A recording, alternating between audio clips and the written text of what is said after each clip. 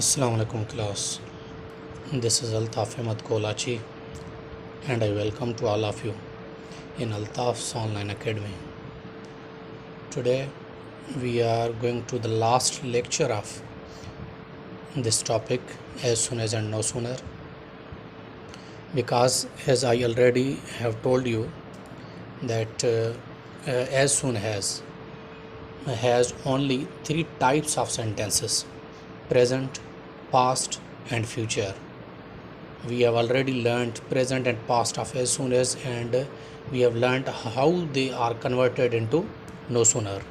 And now it's the time to move on the last lecture of as soon as we are going to learn the future of as soon as and no sooner.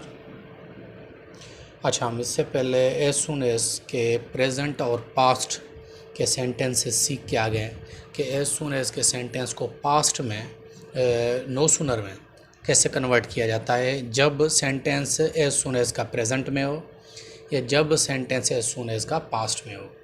अब यहाँ पर एक बात काबिल गौर है, समझने वाली है, वो ये कि हम ऑलरेडी सीख चुके हैं, मैंने आपको ये बताया भी सही कि ये रूल है कि एज सुन एज के सेंटेंस के दो हिस्से होते हैं। पहला हिस्सा अगर प्रेजेंट में है तो दूसरा भी प्रेजेंट में ही होगा, अगर पहला पास्ट में है तो दूसरा भी पास्ट में ही होगा। ठीक है, दूसरा मतलब कामा के बाद वाला। अच्छा, लेकिन फ्यूचर में there is a little bit difference. ठीक है, फ्यूचर में थोड़ी सी तब्दीली है। कौन सी? अब ये पहला जो हिस्सा है यानी कामा से पहला वाला यानी एज सुन एज वाला, जो पहला हिस्सा है ये प्रेजेंट में रहेगा यानी प्रेजेंट सिंपल में रहेगा, दूसरा हिस्सा फ्यूचर में रहेगा, फ्यूचर सिंपल में। अच्छा, ये बात यहाँ पर ज़रूर समझ लें कि पहला हिस्सा रहेगा प्रेजेंट में, लेकिन मीनिंग या मतलब दोनों का फ्यूचर में ही निकलेगा। कैसे, मैं आपको समझाता हूँ। अब यहाँ देखें, लिखा as soon as it stops we shall go. इसका मतलब है कि ये जैसे ही रुकेगा या रुकेगी, मिसाल के तौर पर अगर मैं बारिश की बात कर रहा हूँ, as soon as it stops raining, जैसे ही ये बारिश रुकेगी या ये रुकेगा, वी शल गो, हम चले जाएंगे। अब देखें, ये पहला लिखा प्रेजेंट के फॉर्म में हुआ है, लेकिन मतलब पहले का भी फ्यूचर वाला ही निकलेगा। यहाँ पे एज सुन एज का स्ट्रक्चर ये है कि जब फ्यूचर के बारे में हम बात करेंगे तो पहला पार्ट ऑफ सेंटेंस जो एज सुन एज वाला है वो प्रेजेंट सिंपल में रहेगा, दूसरा फ्यूचर में रहेगा। समझ आ गई बात? अच्छा, अब इसको हम जब कन्वर्ट करेंगे तो कन्वर्जन का इम्पॉर्टेंट जो पार्ट है वो समझ लें कि जैसे यहाँ पर पहला पार्ट प्रेजेंट सिंपल में था ना, कन्वर्जन में भी पहला पार्ट प्रेजेंट सिंपल में ही रहेगा।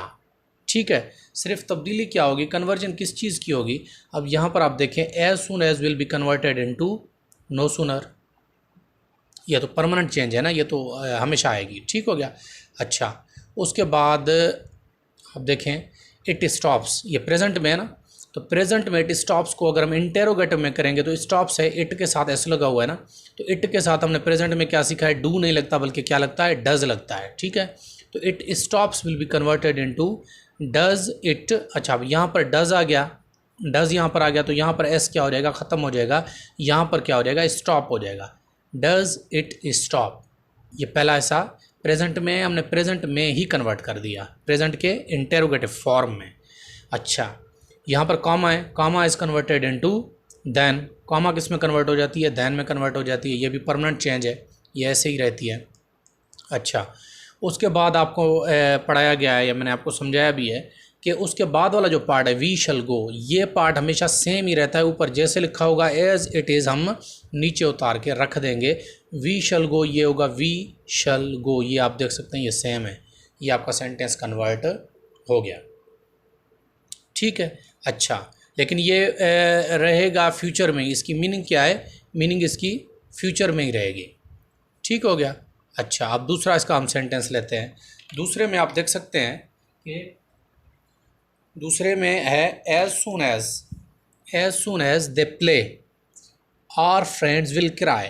इसका मतलब हो जैसे ही वो खेलेंगे हमारे दोस्त चीखें मारेंगे या चीखेंगे। ठीक है, तो अब यहाँ पर भी सेम ही किस्सा रहेगा, तरीके का रूल सेम रहेंगे। As soon as will be converted into no sooner. They play, पहला पार्ट प्रेजेंट सिंपल में है, अब उसी के ही इंटेरोगेटिव में कन्वर्ट हो जाएगा। They play will be converted into do they play. ठीक हो गया। अच्छा, उसके बाद कॉमा है, comma will be converted into then. उसके बाद है आवर फ्रेंड्स विल क्राई, ये सेम रह जाएगा, आवर फ्रेंड्स विल क्राई, ये हिस्सा हमारा सेम रहेगा। ठीक हो गया। अच्छा, इसका अब तीसरा और आखिरी हम मिसाल लेते हैं। अच्छा, तीसरा और आखिरी मिसाल इसका क्या है, वो ये है कि as soon as he calls you will reply, वो जैसे ही आपको कॉल करता है या जैसे ही आपको पुकारता है तो आप उसको जवाब देंगे। अब पुकारता है का मतलब या पुकारेगा दोनों सेम है, इसलिए इसको पहला पार्ट प्रेजेंट सिंपल में रखा जाता है कि वो जैसे ही आपको पुकारता है आपने उसे जवाब देना है, यानी वो अभी की बात नहीं कर रहे, फ्यूचर की बात कर रहे हैं। जैसे ही वो आपको पुकारेगा या कॉल करेगा आपने उसे रिप्लाई करना है, आप उसे रिप्लाई करेंगे, इसका मतलब ये है। ठीक हो गया। अच्छा, अब इसमें भी यही सेम तरीके का फॉलो किया जाएगा। एज सुन एज जो है ये कन्वर्ट हो जाएगा नो सूनर में। ठीक हो गया। उसके बाद है ही कॉल्स, ही कॉल्स ये अपने इंटेरोगेटिव में चली जाएगी। कॉल्स है ना, ही के साथ ऐसा लगता है तो ही के साथ डज लगता है, यहाँ पर ये हो जाएगा डज ही कॉल, ये इसमें कन्वर्ट हो जाएगा। ठीक हो गया। उसके बाद है हमारी ये comma, comma will be converted into then, THAN वाले देन में, सही है। अच्छा, उसके बाद है यू विल रिप्लाई, ये आपको मैं बता चुका हूँ कि ये आखिरी पार्ट सेम ही रहेगा, यू विल रिप्लाई, ये आपका सेंटेंस कन्वर्ट हो गया। अच्छा, अब यहाँ पर एक बात आप समझ लें कि ये 3 सेंटेंसेस और ये चीज़ें, ये as soon as no sooner, ये आपको अगेन मैं बता रहा हूँ एरर डिटेक्शन में ये आपको दे सकते हैं, तो इसको कोई माइनर नहीं लेना है आपने, इसको कोई लाइट नहीं समझना है आपने, इसको सीरियस लेना है और उस पर मेहनत करनी है, इसकी प्रैक्टिस करनी है आपने। ठीक है। इंशाल्लाह इससे आगे जो नेक्स्ट लेक्चर टॉपिक है वो हमारे नेक्स्ट लेक्चर में होगा, और इससे आगे हम नेक्स्ट लेक्चर में चलेंगे। होपफुली ये आपको समझ में आ गया होगा। Thank you very much.